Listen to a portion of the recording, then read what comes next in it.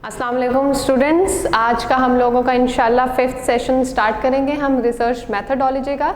ये हमारा बिल्कुल एक न्यू टॉपिक है, ये हम पहले नहीं कर चुके, तो इसीलिए ये आपको सेशन बहुत तवज्जो से सुनना होगा क्योंकि ये हमारी रिवीजन सेशन नहीं है, ये हमारा न्यू सेशन है। हम लोग टूल्स ऑफ रिसर्च पढ़ रहे थे, हम लोग डिज़ाइंस ऑफ रिसर्च पढ़ रहे थे कि रिसर्च कैसे कंडक्ट की जाती है, उसके डिफरेंट कुछ डिज़ाइंस होते हैं। हर चीज़ का I told you before, I have told you so many times कि हर चीज़ का एक प्रॉपर लेआउट होता है, एक चीज़ का प्रॉपर पैटर्न होता है। आप अपना घर बनाने जाते हैं, आर्किटेक्ट आपको बहुत सारे डिज़ाइंस देता है, आप अपने कपड़े लेने जाते हैं, बहुत सारे डिज़ाइंस की वैरायटी आपके पास मौजूद होती है। Same is the case with your research, क्योंकि रिसर्च एक प्रोसेस है, इसको भी एक प्रॉपर फॉर्मेट में आप इंडल्ज करेंगे तो आप लोगों का एक प्रॉपर रिसर्च जो है वो तैयार होगी, प्रोड्यूस होगी, एक अच्छी रिसर्च प्रोड्यूस होगी। हम लोगों ने सर्वे मेथड पहले कर लिया है, ऑब्जर्वेशनल मेथड भी we have done before.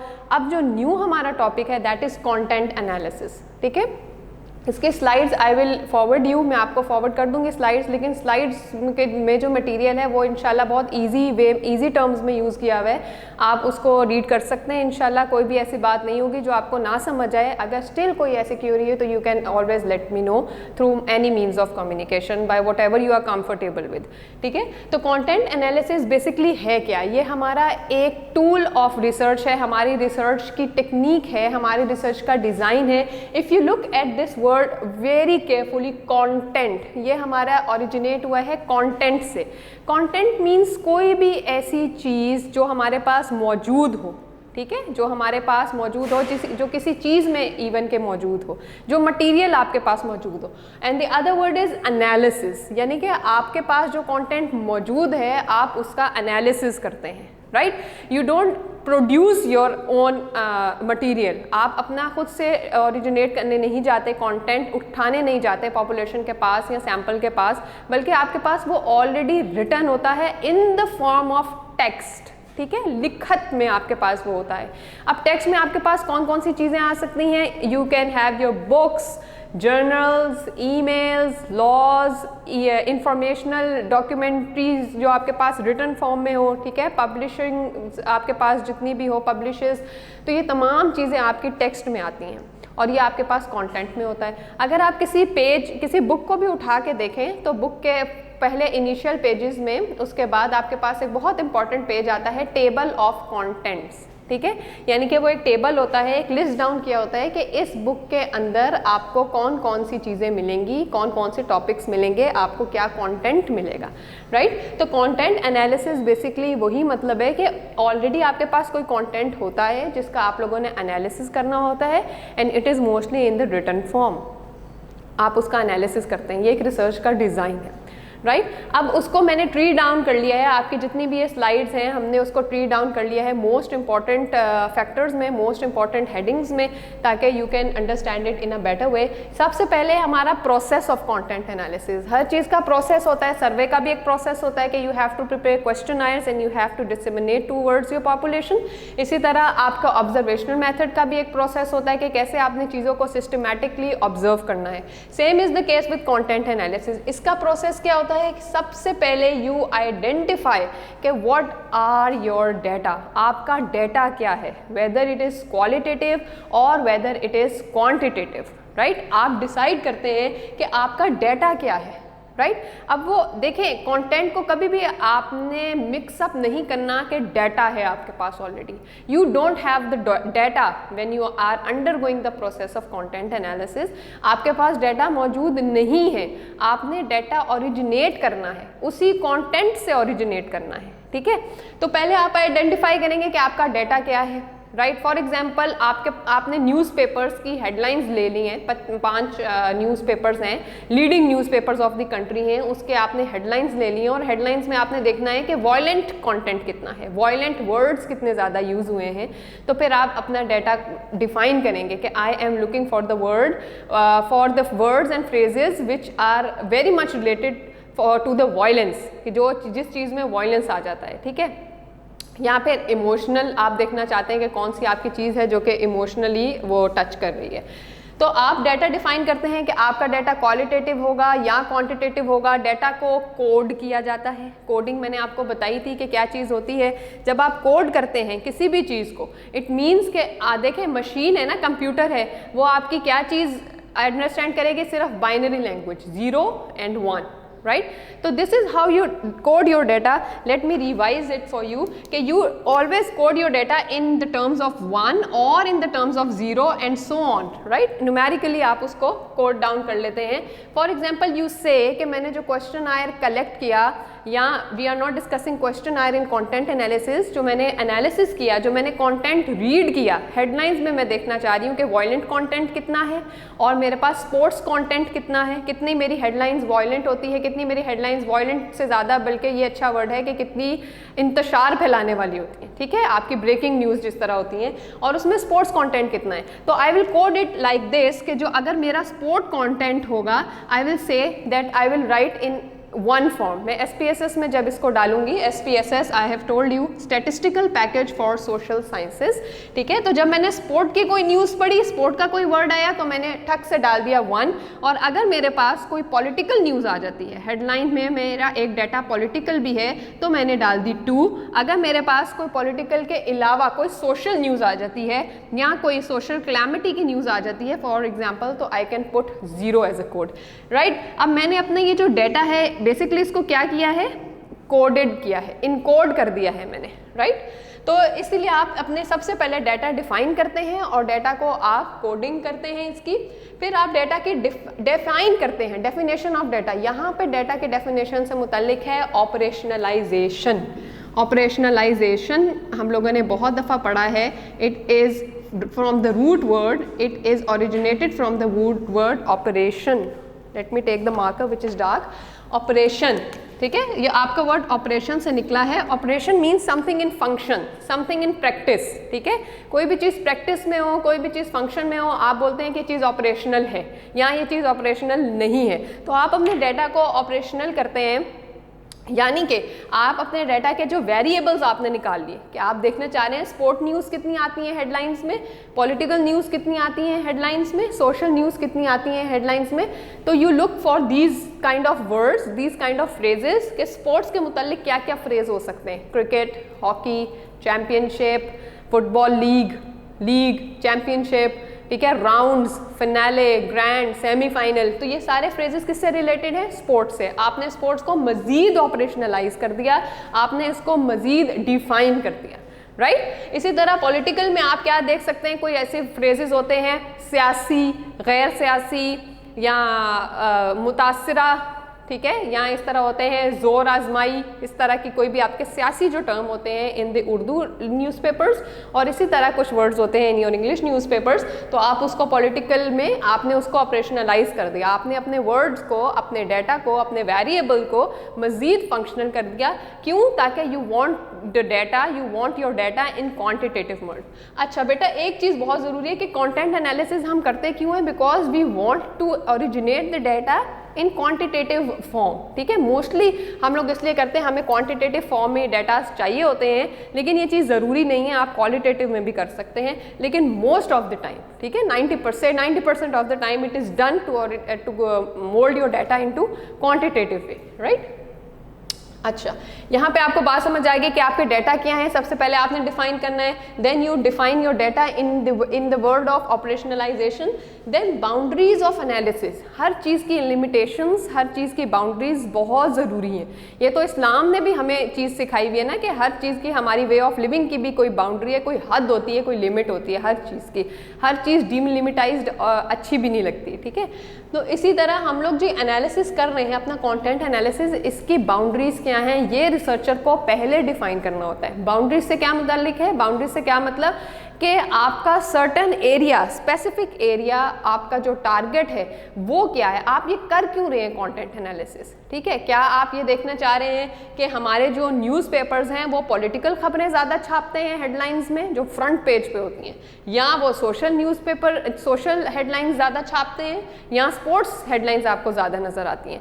For example, आप देखना चाह रहे हैं कि हमारे न्यूज़पेपर स्पोर्ट्स को कितनी अहमियत देता है। हमारा XYZ न्यूज़पेपर, हमारा ABC न्यूज़पेपर हमारी सोर्स को कितनी अहमियत देता है, तो you are looking for certain words so that you can originate some kind of data from it, right. तो इसीलिए आप अपनी बाउंड्रीज डिफाइन करते हैं अपने analysis. Being a researcher this is a very important step to limit to set your limits, ठीक है, कि आप इतनी बड़ी जो मेथड आपने कर लिया है, ओपन अप कर लिया है, चाहे वो आपका सर्वे हो, चाहे वो आपका ऑब्जर्वेशनल मेथड हो, चाहे वो आपका कोई भी मेथड हो, लेकिन आपने उसको लिमिट में कैसे रखना है, आपने उसकी पहले बाउंड्रीज डिसाइड करनी है। क्योंकि बहुत सारी जो रिसर्चेज होती हैं वो मल्टी डायमेंशनल होती हैं। डायमेंशन मीन्स डायरेक्शन, तो उसकी हर तरफ से डायरेक्शन निकल रही होती है, हर तरफ से उसकी डायमेंशन निकल रही होती है।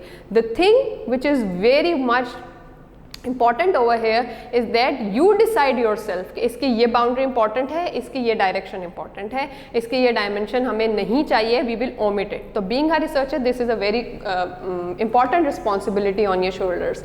Next is targets. वही वाली बात कि आप लोग जो कंटेंट एनालिसिस कर रहे हैं आपका टारगेट क्या है, वेदर यू आर टारगेटिंग कि हम लोगों का जो डिपार्टमेंट है, स्पोर्ट्स डिपार्टमेंट, वो इतना इन्फ्लुएंशियल नहीं है ऑन द न्यूज़पेपर्स, क्या हमारा पॉलिटिकल जो सेगमेंट ऑफ द सोसाइटी है, पॉलिटिकल इन्फ्लुएंस हमारे न्यूज़पेपर्स पे ज़्यादा है, आप टारगेट क्या कर रहे हैं, ठीक है, यू डिफाइन योर टारगेट। ये ऐसी चीज़ें हैं आपकी प्रोसेस में, और भी इसमें बहुत सारी बातें हैं जो छोटी मोटी बातें हैं which are included in your slides.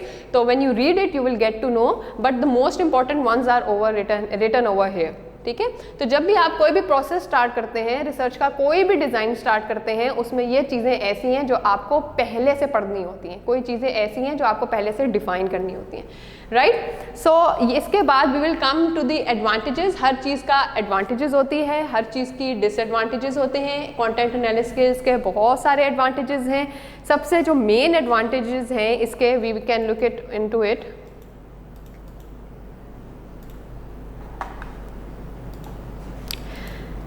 इसमें कंडक्ट भी कर सकते हैं हम लोग कि हमने इसको कंडक्ट कैसे किया। मैंने आपको बताया कि टेक्स्ट के फॉर्म में करते हैं, क्वालिटेटिव भी कर सकते हैं, कंटेंट भी कर सकते हैं। और ये हम लोग कर रहे क्यों होते हैं, because we want to draw some inferences, ठीक है, इन्फ्रेंसेस हमें ड्रॉ करने होते हैं।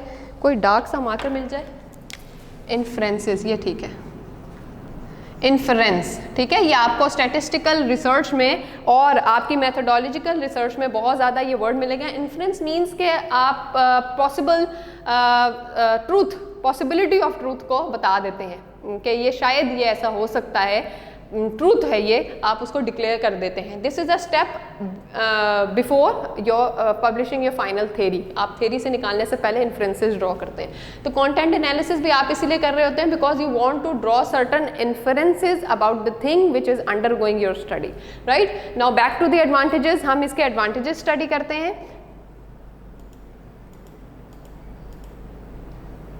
अच्छा, इसके एडवांटेजेस सबसे पहले ये है कि आपके पास कोई भी ऐसी चीज़ जो कि आपके हिस्ट्री में टेक्स्ट मौजूद हो, जो कि आपके हिस्ट्री में लिखी हुई हो चीज़ें, आप लोगों की रिकॉर्डेड इन्फॉर्मेशन हो, तो आप उसको दोबारा से एनालिसिस उसका कर सकते हैं। यू वांट टू सी कि क्या ऐसी चीज़ थी जो हमारी ये टेस्ट रिजल्ट्स आए हैं, क्या ऐसी बात थी जिससे ये बीमारी ओरिजिनेट हुई है। You can see the medical records, ये भी आपके कंटेंट में आ जाता है, ताकि आप फर्दर सोल्यूशन डिक्लेयर कर सकें, ठीक है, कि हम लोग इसको फ्यूचर में रिलैप्स होने से कैसे ये चीज़ बचा सकते हैं, ठीक है।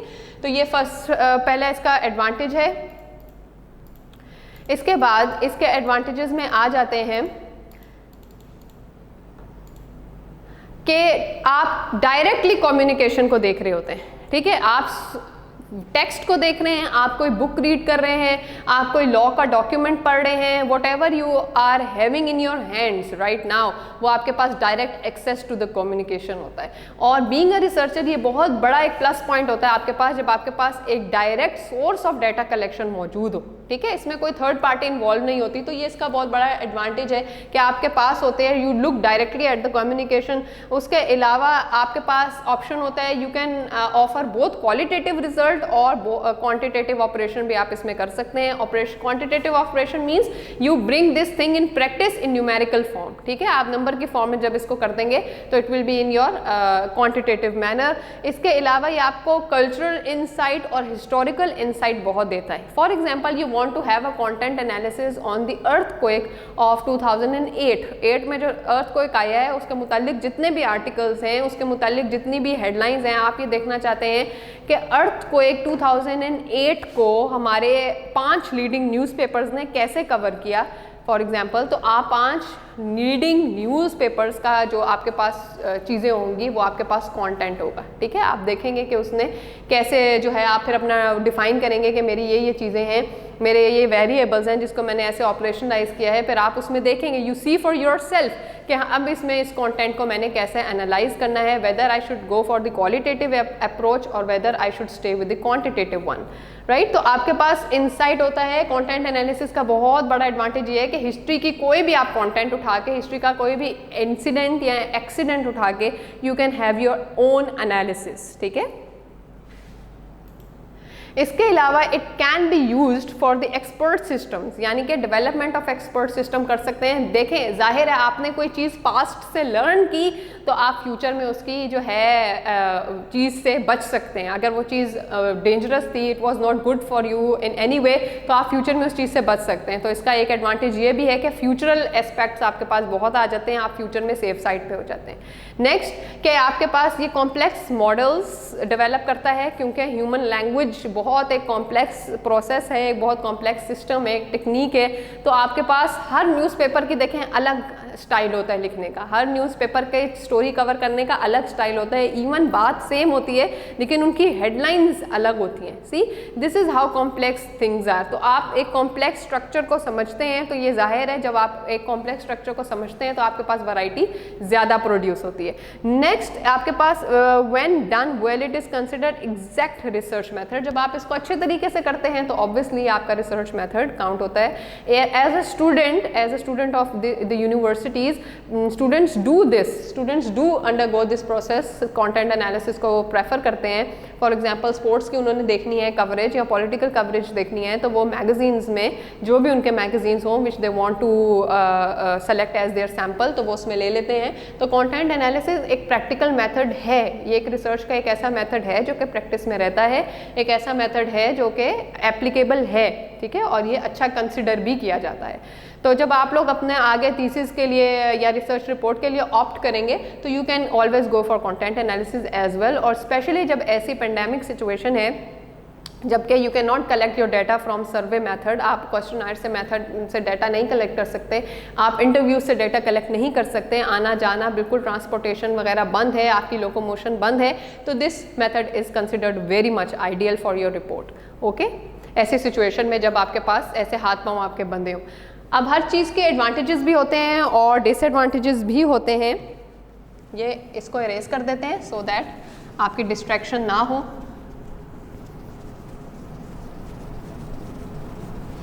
डिसएडवांटेजेस भी हैं कंटेंट एनालिसिस के।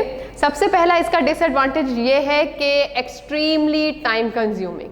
देखें अब दुनिया कहाँ जा रही है, टाइम सेविंग की तरफ आ रही है, ठीक है। अब आप लोग इंस्टेंट वाले हैं, जो तो ये वाली जो जनरेशन है इसको हर चीज़ फटाफट चाहिए, इंस्टेंट चाहिए। आपके पास बर्गर खाने का भी टाइम नहीं, आप ड्राइव थ्रू में बर्गर खाते हैं, आपके डाइन इन करने का भी टाइम नहीं, आप लेते हुए जाते हैं, खाते हुए ड्राइव करते हुए जाते हैं। तो दुनिया कहाँ जा रही है, टाइम सेविंग की तरफ जा रही है। मेगाबाइट से अब क्या टेराबाइट से गीगाबाइट्स, समथिंग लाइक दैट, इस तरह बन गई है। तो अब जो सबसे बड़ा डिसएडवांटेज इसका ये है कि ये बिल्कुल ऑपोजिट है, it is very much time consuming, ठीक है। ये बहुत ज़्यादा टाइम लेता है। जाहिर है जब आप 5 चीज़ों को स्टडी करेंगे, 5 न्यूज़पेपर्स को स्टडी करेंगे, फॉर एग्जांपल 5 न्यूज़पेपर्स को आप स्टडी कर रहे हैं for the period of 3 months, तो 3 मंथ्स का आप निकालें, अखबार निकालें। फॉर एग्जांपल एक पेपर ए आप पढ़े हैं न्यूज़पेपर बी पढ़ रहे हैं, न्यूज़पेपर सी पढ़े, you are taking 3 newspapers under your study. Newspaper A, B और सी को आप देख रहे हैं for the span of 5 months. 5 months एक बहुत टाइम होता है। 5 मंथ्स कैसे एक टाइम होता है, मंथ्स कितने होते हैं, देखें एक मंथ अगर आप 30 की भी एवरेज लगाएं और उसमें हर दिन न्यूज़पेपर आया, 7 डेज देख रहे हैं कितने न्यूज़पेपर्स आपके पास होंगे, 120 न्यूज़पेपर्स, 120 नहीं 21, 7 3 जा 21, 210 न्यूज़पेपर्स आपके पास हैं सिर्फ ए के। इसके अलावा आप प्लस कर लें 210 बी के, इसके अलावा आप सी के प्लस कर लें 210 और आप देखें कितने न्यूज़पेपर्स आपको काउंट करने पड़ेंगे। 630 न्यूज़पेपर आपको स्टडी करने हैं, आपको टाइम निकालना है, आपको उसको पढ़ना है, उसकी हेडलाइन पढ़नी है। या आप कह रहे हैं क्योंकि आप हेडलाइंस पे कर रहे थे ठीक है। तो हेडलाइंस कौन से पेज पे होती हैं? फ्रंट के 1 और 2 पेज पे। फॉर एग्जांपल आप इसको अंडर स्टडी कर रहे हैं तो इन 630 न्यूज़पेपर के 2 पेजेस रीड करना is a very very tiring काम, बहुत टाइम कंज्यूमिंग है। It takes a lot of energy, it takes a lot of time. तो सबसे बड़ा डिसएडवांटेज कंटेंट एनालिसिस का यही है कि बड़ा टाइम कंज्यूमिंग है, इसीलिए जो है ये बड़े लोग चोर होते हैं इस प्रोसेस के, इसको अवॉइड करते हैं। ठीक है। लेकिन जब सिचुएशन ही ऐसी हो जाए जो कि आपके कॉल ही ये करे, आपके डिज़ाइन नहीं कि ये कॉल करे, नीड ऑफ टाइम जिसे कहते हैं कि आपके वक्त को ये चाहिए, वक्त की ज़रूरत है, तो फिर तो आपको करना पड़ेगा। ठीक है। अच्छा दूसरा इसका डिसएडवांटेज ये है कि इसमें एरर ज़्यादा हो सकते हैं, क्योंकि बहुत सारा चीज़ें आपके पास हैं, कंटेंट आपके पास ढेर है जमा करने का, तो it has some possibility of conducting an error, right. फिर दोबारा इसका डिसएडवांटेज ये है कि क्योंकि रिसर्चर ये खुद कर रहा होता है, रिसर्चर की बड़ी लिबरल थिंकिंग होती है, तो कुछ इन्फ्रेंसेस जो है वो रॉन्गली ड्रॉ भी हो जाते हैं। फॉर एग्जाम्पल आपने ये देखे हेडलाइंस ए, बी और सी की देखी कि स्पोर्ट्स में जो कवरेज थी वो इतनी थी, फॉर एग्जाम्पल कह लें 70% स्पोर्ट्स की कवरेज थी, जबकि आपने ये देखा ही नहीं कि 5 महीने के आपने जो अखबार लिए थे वो तो उसी दौरान के अखबार हैं जब वर्ल्ड कप चल रहा था, तो न्यूज़पेपर्स ने तो स्पोर्ट्स हेडलाइंस देनी है 100%। तो इसमें यानी कि आपका इन्फ्रेंस गलत काउंट हो गया। आपने जो ये 5 मंथ्स लिए हैं, पीरियड ऑफ 5 मंथ्स लिए हैं, ये आपके बायस्ड हो गए, यानी कि ये पहले से एक ओपिनियन ड्रॉ कर रहे हैं कि वर्ल्ड कप का ज़माना था, वर्ल्ड कप का ज़माना था, जिस तरह पीएसएल चल रही है, तो अगर 3 मंथ्स भी पीएसएल रहेगी तो ऑफ कोर्स आपको तीनों न्यूज़पेपर्स में स्पोर्ट्स की बहुत ज़्यादा न्यूज़ मिलेगी, क्योंकि वो उस वक्त sports news are selling like a hot cake, right. तो फिर ये आपने क्या हो गए, आपका इन्फ्रेंस गलत हो गया। आप ये जनरलाइज नहीं कर सकते कि जो न्यूज़पेपर ए है ये हमेशा ही स्पोर्ट्स छापता है, बी हमेशा ही स्पोर्ट्स छापता है, हमेशा नहीं छापता। जो आपने पढ़े हैं वो उस ज़माने के पढ़े हैं जब पीएसएल चल रही थी, right. So this is how a researcher can evaluate a wrong decision, wrong inference बन सकता है, ठीक है, क्योंकि वो अपनी खुद पे डिपेंडेंट होता है, अपनी सोच पे, अपने ओपिनियंस पे। अच्छा, एक इसका ये है कि कॉम्प्लेक्स टेक्स्ट आप डील कर रहे होते हैं, जिस तरह मैंने आपको बताया कि ये होता ही कंटेंट एनालिसिस आपके टेक्स्ट पे है, ठीक है, चाहे वो टेक्स्ट आपका बुक्स पे हो, किसी भी चीज़ पे हो। तो जब ये आप लोगों ने टेक्स्ट पे ड्रॉ किया, टेक्स्ट पे कंक्लूजन्स ड्रॉ किए, टेक्स्ट को रीड किया, तो कोई टेक्स्ट कॉम्प्लेक्स भी हो सकता है, कोई ऐसा मुश्किल लफ्ज़ भी आपको पढ़ने में मिल सकता है जिसका मीनिंग आपको ना पता हो सही तरह, ठीक है, या जिसका मीनिंग आपको गलत पता हो, या वो किसी और लैंग्वेज में लिखा गया हो जो आपको लैंग्वेज अंडरस्टैंड नहीं कर सकते, और जब आपने उस लैंग्वेज को अपनी लैंग्वेज में, अपनी उर्दू ज़ुबान में ट्रांसलेट कराया तो वो कुछ एरर्स के साथ आई, ठीक है। तो ये तमाम चीज़ें आपके डिसएडवांटेजेस में आ जाती हैं। कभी जो है वो बड़ा सिंपल हो जाता है कंटेंट एनालिसिस, यानी इतना ज़्यादा कॉम्प्लिकेटेड नहीं होता, ये भी एक इसका डिसएडवांटेज है कि इतनी सिंपलिसिटी से रिसर्च जो है वो कंक्लूड हो जाती है। तो ये आप लोगों के एडवांटेजेस और डिसएडवांटेजेस इसमें मौजूद हैं। इसके बाद यूजेज पे आप आ जाएं कि इसके यूज़ कहाँ किए जाते हैं और किए क्यों जाते हैं, ठीक है, ये क्यों ज़रूरत पड़ी थी आपको कंटेंट एनालिसिस का ये बनाने की डिज़ाइन, जबकि आपके पास और बहुत सारे डिज़ाइंस थे। यूजेज कहते हैं किसी भी चीज़ के इस्तेमाल को, किसी भी चीज़ को यूज़ जब आप कर रहे हैं, तो जब आपने कंटेंट एनालिसिस का यूज़ सबसे पहले होता है आपका रिकॉर्डेड इन्फॉर्मेशन में। यह बात आपने हमेशा याद रखनी है, जब भी कंटेंट एनालिसिस का आपके पास क्वेश्चन आए, जब भी आपके पास कंटेंट एनालिसिस का नाम भी आए, तो 2 चीज़ें आपके जहन में फ़ौरन आनी चाहिए। एक तो टेक्स्ट, कि it is based on text, कि हम टेक्स्ट से कोई एनालिसिस करेंगे।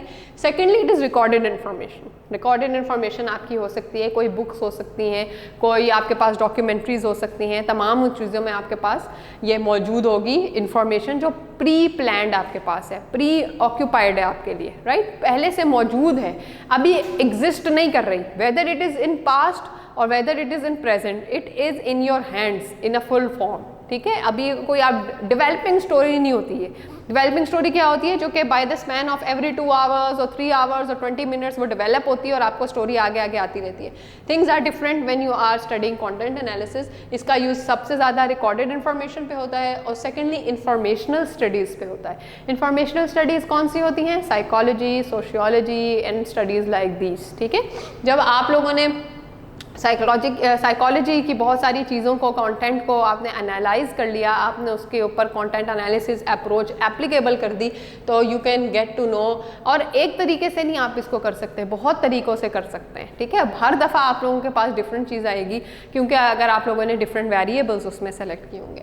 तो यूजेज मतलब कि आप लोग सबसे ज़्यादा इसको यूज़ करते हैं रिकॉर्डेड इन्फॉर्मेशन के लिए जो आपके पास पहले से मौजूद हो, और इंफॉर्मेशनल स्टडीज़ जिसको आप सोशल साइंसेज भी कहते हैं, जैसे के साइकोलॉजी, सोशियोलॉजी वगैरह, ठीक है। इसके अलावा आपके जो नेचुरल साइंसेज हैं, जिसे आप हार्ड साइंसेज भी बोलते हैं, mathematics, biology, chemistry, physics which deals with your numericals, उसको भी ये स्टडी कर सकता है। लेकिन मोस्टली इसकी जो यूजेज है that is in the social sciences, क्योंकि ये एनी पीस ऑफ राइटिंग को करता है। फ्रीक्वेंसी भी इसमें आपके जहन में ये बात आनी चाहिए, फ्रीक्वेंसी, ठीक है। अब ये वो वाली फ्रीक्वेंसी नहीं है जिसे हम कहते हैं गाने की फ्रीक्वेंसी अच्छी नहीं है, सॉन्ग की, ये मेरे स्पीकर्स की फ्रीक्वेंसी अच्छी नहीं है। Frequency means how many times a thing is happening, कोई भी एक चीज़ कितनी दफ़ा अकर हो रही है, उसकी अकरेंस कितनी है, ठीक है, अकरेंस। तो इट मीन्स कि आपकी जो रिकॉर्डेड इंफॉर्मेशन है it deals with the pre occurred phenomenon, उसकी जो अकरेंस हो चुकी है, राइट। तो वो आप इसको स्टडी करते हैं। इंफॉर्मेशनल स्टडीज़ मैंने आपको बता दिया कि आप किसको बोलते हैं और कैसे उसमें स्टडी करते हैं। यूजेज आपको इंशाल्लाह समझ आ गया होगा। Let's go to the types. अब कंटेंट एनालिसिस की टाइप्स कौन सी हैं? एक है कॉन्सेप्चुअल एनालिसिस और दूसरा है आपका relational analysis, right. Conceptual analysis और रिलेशनल एनालिसिस। कॉन्सेप्चुअल आपका वर्ड निकला है, रूट वर्ड निकला है कहाँ से?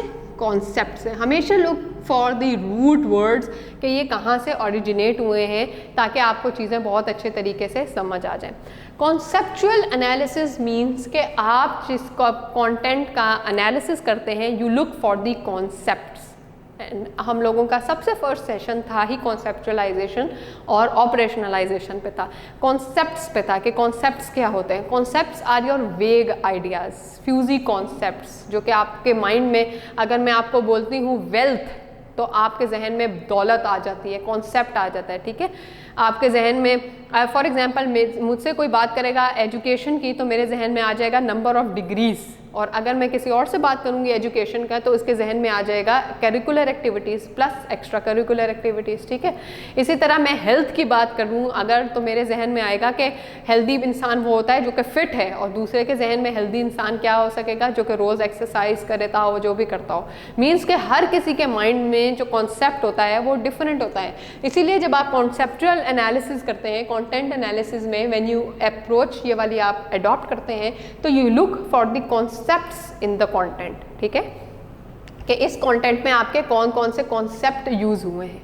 यानी कि अगर आपका इंफॉर्मेशन यूज़ हुआ है, आप इंफॉर्मेशन यूज़ करना चाह रहे हैं, तो आपका इंफॉर्मेशन एक कॉन्सेप्ट है, ठीक है। You are looking for a concept, जैसे कि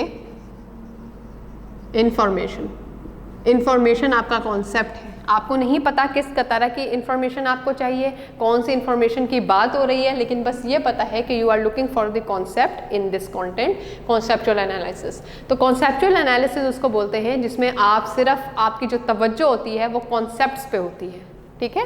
उसमें आपने इस चीज़ों को डील नहीं करना होता कि कौन सी आपकी चीज़ नहीं है मौजूद और कौन सी आपकी चीज़ मौजूद है, बल्कि आप सिर्फ आइडेंटिफाई कर लेते हैं कि ये मेरे बड़े बड़े कॉन्सेप्ट हैं जो कि मैं न्यूज़पेपर्स में या बुक्स में देख रहा हूँ, राइट। और यह आप लोगों की एग्जिस्टेंस और फ्रीक्वेंसी देखनी होती है आपने कि ये आपका जो इंफॉर्मेशन का जो वर्ड है, इंफॉर्मेशन का जो कॉन्सेप्ट है, ये कितनी दफ़ा फ्रीक्वेंट है आपकी कंटेंट में, कितनी दफ़ा अकर कर रहा है और एग्जिस्ट कर भी रहा है कि नहीं, एग्जिस्टेंस उसका है भी या नहीं है, ये आप देखते हैं, यस या नो, राइट। कितने टाइम उसका एग्जिस्टेंस है, कितनी दफ़ा वो अकर कर रहा है, आप कॉन्सेप्ट्स के बारे में देखते हैं। हमेशा ये बात याद रखें, conceptual analysis deals with the concepts, आपने कॉन्सेप्ट्स को देखना है, ठीक है। अब रिलेशनल एनालिसिस क्या कहते हैं? रिलेशन से वर्ड निकला है, आपसे ये एक स्टेप आगे है, कॉन्सेप्ट से ये एक स्टेप आगे जाता है, जबकि आप इन्हीं कॉन्सेप्ट्स के बीच में रिलेशनशिप फाइंड आउट करते हैं, ठीक है। फॉर एग्जाम्पल मेरा कॉन्सेप्ट था इंफॉर्मेशन। अब इंफॉर्मेशन के साथ साथ मैंने जब इंफॉर्मेशन को ब्रेक डाउन किया,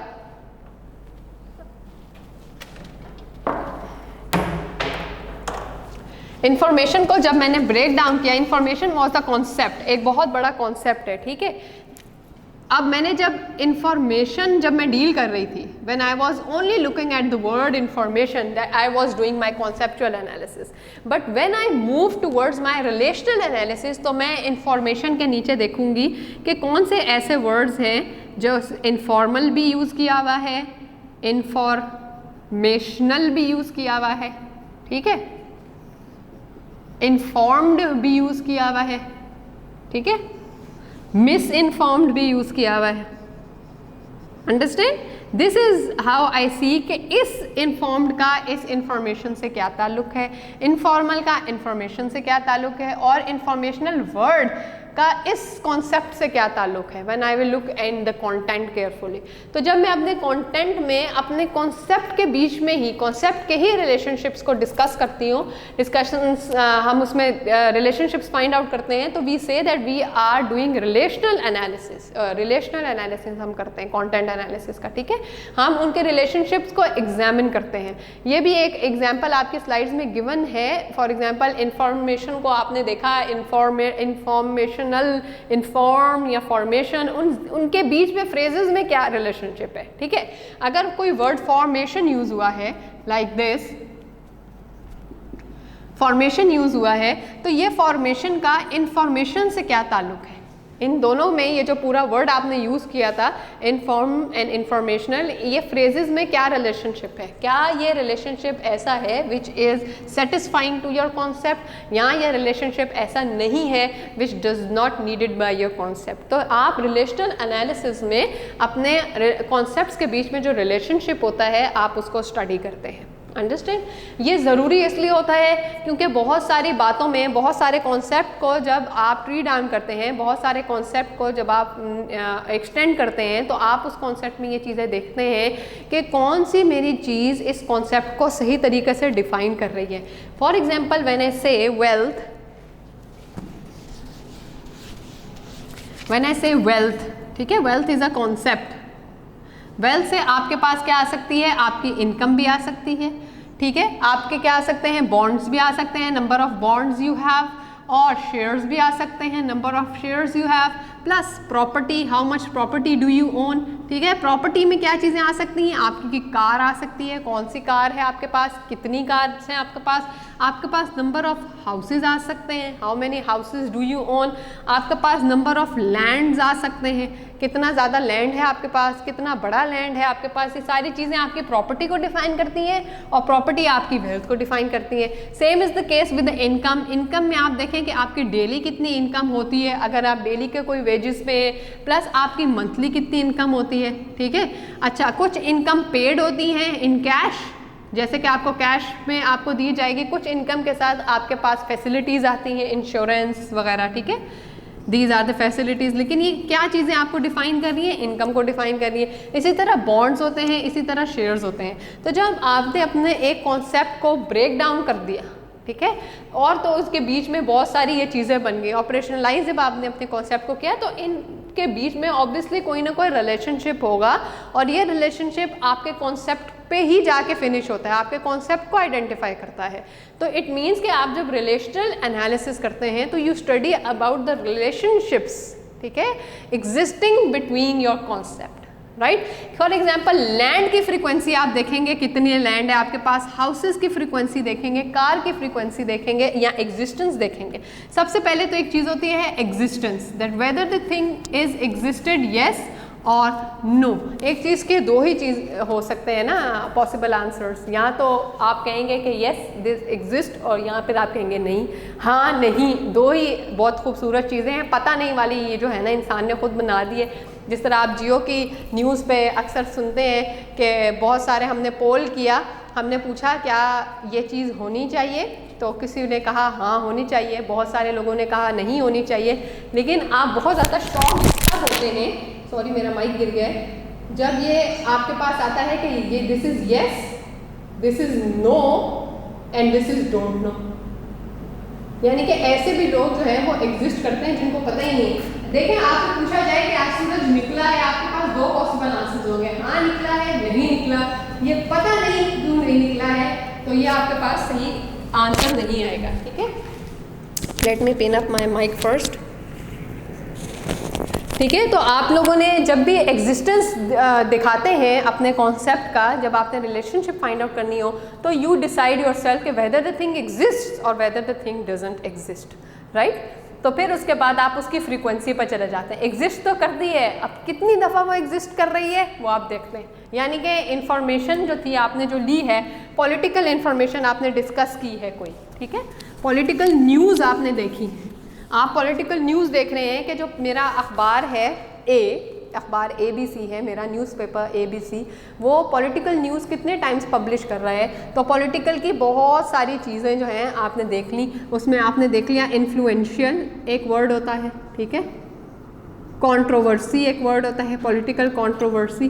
तो ये आपने पहले से, ये स्टेप 1 में जब आपने डिफाइन किए थे ना अपने डाटा कि मैं इन वर्ड्स को देखूंगा, इन फ्रेजेस को देखूंगा, तो फिर आप इसमें देखते हैं कि इन्फ्लुएंशियल वर्ड अच्छा एक बार डिफाइन हुआ है, दोबारा आपने खबर पढ़ी, आगे खबर पढ़ी तो देखा है कि एक और बार इन्फ्लुएंशियल वर्ड यूज़ किया गया है, एग्जैक्ट ये वर्ड यूज़ किया गया है जिसमें आप लोग देखना चाह रहे हैं। What you are looking for, you find the exact that kind of word. Influential 3 times use हुआ है, फिर आपने देख लिया 4 टाइम्स यूज़ हो गया, 5 टाइम्स यूज़ हो गया, तो आप इस तरह टेलीबाज लगाते रहते हैं। फिर आपको पता चल जाता है कि इस वर्ड की जो फ्रीक्वेंसी है on the newspaper which I am reading, जो मेरा सैम्पल है, मैं उसके न्यूज़पेपर जो पढ़ रहा हूँ उसमें यह वर्ड 5 टाइम्स अपीयर हुआ है।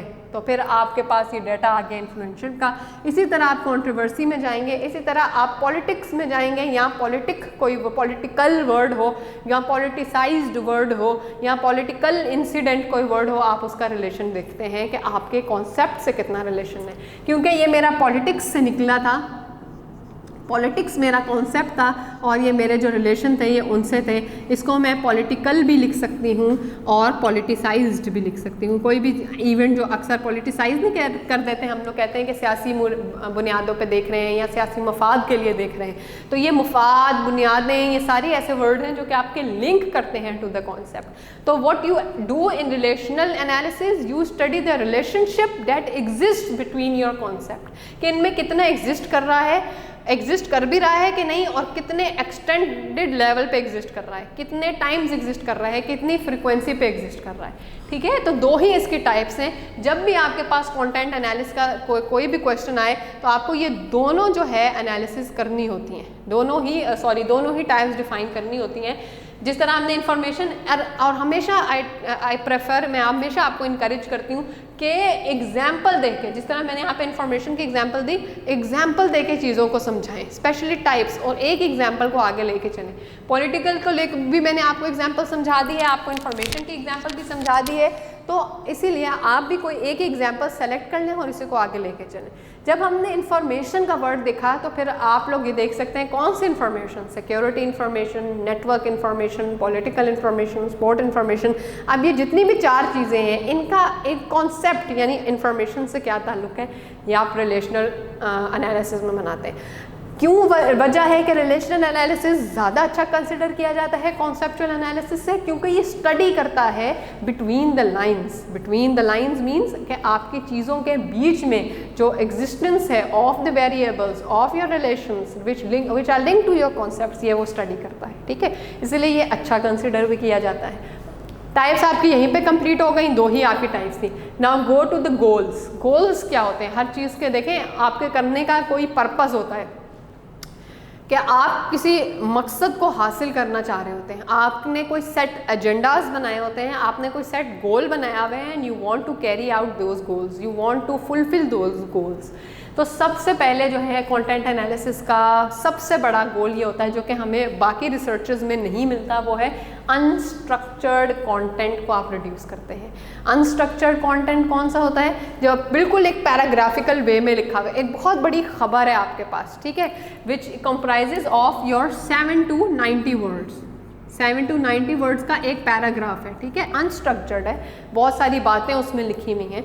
ठीक है, तो आपने आइडेंटिफाई कर लिया कि इसमें ये स्पोर्ट्स वाली बात कितनी दफ़ा लिखी हुई है, इसमें पॉलिटिकल बात कितनी दफ़ा लिखी हुई है, इसमें सोशल बात कितनी दफ़ा लिखी हुई है, 2 टाइम्स 3 टाइम्स 5 टाइम्स, इस तरह की आपने चीज़ों को आइडेंटिफाई कर लिया। यानी एक अनस्ट्रक्चर्ड कंटेंट था, उसको आपने स्ट्रक्चर्ड बना दिया, क्योंकि आपने उसको ब्रेक डाउन कर दिया into your quantitative variables, into your objective approach. ठीक है, जब आपने अपने अप्रोच को ऑब्जेक्टिव कर लिया तो आपने अपने जो अनस्ट्रक्चर्ड कंटेंट था, आपको पहले समझ नहीं आ रहा था कि ये क्या वर्ड है। फॉर एग्जांपल, इसकी बहुत ही कॉमन एग्जांपल आप ये ले लें कि आपको ये भी नहीं पता कि इंग्लिश का आप कोई पैराग्राफ देख रहे हैं, आपको नहीं पता कि इसमें हेल्पिंग वर्ब्स कितने यूज़ हुए हैं, इसमें जो है मेरे क्लॉजेज कितने यूज़ हुए हैं, इसमें नाउन्स कितने यूज़ हुए हैं, वर्ब्स कितने यूज़ हुए हैं। जब आप उसके एक टेबुलर फॉर्म बना दें कि वर्ब्स 50 यूज़ हुए हैं, नाउन्स इसमें 60 यूज़ हुए हैं, तो यानी कि आपने एक स्ट्रक्चर्ड उसका जो है एनालिसिस कर दिया। तो इस तरह हमारे पास सबसे बड़ा फ़ायदा और गोल हमारा ये होता है कि हमने अनस्ट्रक्चर्ड कंटेंट को रिड्यूस करना होता है। जब हम कंटेंट एनालिसिस का हमारा सबसे बड़ा गोल ये है कि ऐसी जो चीज़, ऐसा जो कंटेंट जो कि प्रॉपर्ली स्ट्रक्चर्ड ना हो, हम उसको अच्छे से वेल स्ट्रक्चर्ड कर लें। ठीक है, फिर अलग हमारा नेक्स्ट गोल ये होता है कि हम कंटेंट की कैरेक्टरिस्टिक्स डिफ़ाइन करें। ठीक है, कंटेंट की हम खसूसियात डिफ़ाइन करें, कंटेंट्स के हम इन्स एंड आउट्स डिफ़ाइन करें कि इस कंटेंट की क्या प्रॉपर कैरेक्टरिस्टिक्स हैं। फिर उसके बाद कि हम लोग आइडेंटिफाई करते हैं इम्पॉर्टेंट एस्पेक्ट्स ऑफ कंटेंट। ठीक है, कि ये कंटेंट के इंपॉर्टेंट एस्पेक्ट हैं, ये इंपॉर्टेंट नहीं है। ये बात आपके माइंड में एज अ रिसर्चर पहले से ही होनी चाहिए कि हम कंटेंट एनालिसिस क्यों कैरी आउट कर रहे हैं, because we want to see the important aspects of the content, right. फिर इसके बाद हम देखते हैं कि प्रोमिनेंट एस्पेक्ट्स हमारे कितने हैं। ठीक है, कि कोई चीज़ें ऐसी होती हैं हमारी पैराग्राफिकल राइटिंग में, कुछ चीज़ें हमारे पास ऐसी मौजूद होती हैं जो कि उसमें वो चीज़ बहुत ज़्यादा प्रोमिनेंट होती है। यू गेट टू नो कि ये पैराग्राफ किसके मुतालिक बात की जा रही है। फॉर एग्जांपल, क्लास 10th में फर्स्ट ईयर सेकंड ईयर में आपके पास एक क्वेश्चन आता था इंग्लिश ग्रामर में, कॉम्प्रिहेंशन, और फिर होता था कि इसको एक टाइटल दें, इसकी प्रेसी बनाएं और इसको एक टाइटल दें। ठीक है, सूटेबल टाइटल। अब आपको वो टाइटल कैसे पता चला था? When you got to know, read whole paragraph. जब आपने उस पूरे पैराग्राफ को रीड किया तो आपके माइंड में फौरन क्लिक करता है कि इसका तो सूटेबल टाइटल ये होना चाहिए। ठीक है, तो फिर यानी कि आपने कैसे वो जज किया था उसका टाइटल, उसके इम्पॉर्टेंट एस्पेक्ट्स को अंडरस्टैंड करके, उसके इम्पॉर्टेंट एस्पेक्ट्स को गेस करके कि इसमें ये चीज़ें ज़्यादा डिस्कस हो रही है तो डेफिनेटली यही इसका टाइटल होना चाहिए, राइट। अच्छा, नेक्स्ट है सपोर्ट ऑफ सम और आर्ग्यूमेंट। ठीक है, अब वो सम का वर्ड क्यों यहाँ पे लिखा है? Some means that your support could be in positive terms and your support could be in your negative terms। लेकिन कुछ ना कुछ आपको सपोर्ट देनी है अपने आर्गुमेंट के बारे में, जो आप स्टडी कर रहे हैं, जो आप कंटेंट कर रहे हैं। ऐसा नहीं हो सकता है कि आप एक न्यूट्रल एनालिसिस कर दें, जो न्यूट्रल इन्फ्रेंस बना दें। यहाँ तो आपका देखें जो इन्फ्रेंस होता है, जो आप लोगों के एंड में जो रिजल्ट आता है, आई हैव टोल्ड यू कि आपका ये 0 पे है और यहाँ पे आपके पास 1 होता है विच इंडिकेट्स +1। क्योंकि +1 हम नहीं लिखते इसलिए हम इसको इग्नोर कर देते हैं इस साइन को, but we do not ignore negative sign on the left hand side. ठीक है, आपकी लेफ्ट हैंड साइड की बात कर रही हूँ। अब ये देखें -1 है और ये +1 है, आपके पास वैल्यू आ जाती है 0.98। ठीक है, तो यू डिसाइड योरसेल्फ 0.98 कहाँ लाई करेगी। 0.98 यहाँ लाई करेगी। सबसे पहले तो आप देखते हैं कि 0.98 के साथ कोई साइन तो नहीं है पॉजिटिव या नेगेटिव का। जब आपको पता चलता है साइन नहीं है तो ऑब्वियसली पॉजिटिव होगा, तो you bring it down over here. आप बताते हैं कि ऑब्वियसली 0.98 यहाँ पे लाई करी है, तो it means strong positive relationship between the variables. अगर ये इसके वाइस वर्सा हो जाए -0.98, वो यहाँ पे होगा -0.98 मीन्स स्ट्रॉन्ग नेगेटिव रिलेशनशिप। यानी आप ग्राफ बना रहे हैं, एक चीज़ गिर रही है और दूसरी भी जो है वो भी उसका नेगेटिव ट्रेंड है, राइट। तो यानी कि आप एट द एंड किसी न किसी कंक्लूजन पे आते हैं ना, पॉजिटिव पे या नेगेटिव पे। The same is the case with your content analysis, that you support some argument in a right way और इन द लेफ्ट वे। या तो आप लेफ्ट की तरफ आपका डाइवर्जन होता है या फिर आपका डाइवर्जन राइट की तरफ होता है। लास्ट हमारे पास गोल ये होता है कि साइकोलॉजिकल या इमोशनल एनालिसिस हमें करना होता है किसी भी कंटेंट का, कि हम इसको पढ़ते हैं कि what was the psyche behind these terms, what was the psyche कि बिहाइंड दिस कंटेंट जो मैंने कंटेंट स्टडी किया है, ठीक है। इसके और भी वेरियस गोल्स हैं, ये सिर्फ मैंने थोड़े से यहाँ पे पेन डाउन किए हैं, इसके और भी बहुत वेरियस गोल्स हैं which are included in your slides and I will forward these slides to you इंशाल्लाह टुडे। लेकिन keep this thing in your mind कि जब भी आपके पास एक कंटेंट एनालिसिस का क्वेश्चन आता है तो आपने ये मेन चीज़ें हैं जो कि डिफाइन करनी है। सबसे पहले तो आप क्वेश्चन के मार्क्स वेटेज को देखें कि कितने मार्क्स का क्वेश्चन है, उसके अकॉर्डिंगली अपने आप को डिसाइड करने पे लगाएं कि मैंने इसको कितना टाइम देना है। अगर जो एक्सप्लेनेटरी क्वेश्चन है, डिफिनेशन नहीं है बल्कि लॉन्ग आंसर्स हैं, ब्रीफ आंसर्स नहीं है, तो फिर आप उसमें प्रोसेस, एडवांटेजेस, डिसएडवांटेजेस ये सारी चीज़ें डालेंगे, ठीक है। और ये सारी चीज़ें डालने के बाद आप देखें टाइप्स ऐसी चीज़ें जो कि आपने किसी सूरत मिस नहीं करनी। टाइप्स, प्रोसेस, एडवांटेजेस, डिसएडवांटेजेस ये ऐसी हैं जो कि नीड है आपकी कि आप उसको वेल डिफाइन करें, राइट। गोल्स वगैरह में आप अपना डिसाइड कर सकते हैं कि कौन से गोल्स मुझे लिखने चाहिए, कौन से नहीं लिखने चाहिए, लेकिन the main thing lies with in the marks weightage and you decide your self. आप खुद से डिसाइड करते हैं कि इस क्वेश्चन को मैंने कैसे अटैम्प्ट करना है।